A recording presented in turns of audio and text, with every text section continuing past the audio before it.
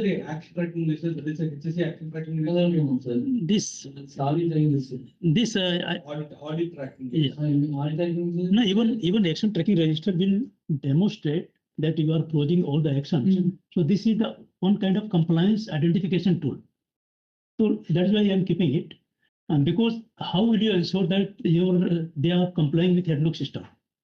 Okay, because why I'm asking this question is verify that the project has implemented procedures to monitor compliance with HSE HSE Correct. procedures.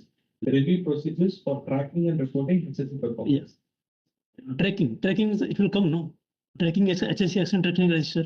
HSE, because this is for implementation of procedures and other things. Because HSE action tracking register only for the engineering. Or what is No, the- not- what- Sir, for the No. audit training, sir. But in some sites, absolutely will come. We can log in. Then we need to change the name. What I'm saying, action tracking register, it's not a right wording. Whatever the tracking register. HSE observations and Tracking. implementation. HSE observation, right? See, normally what we do, you do, a stop program. Stop code. Stop card.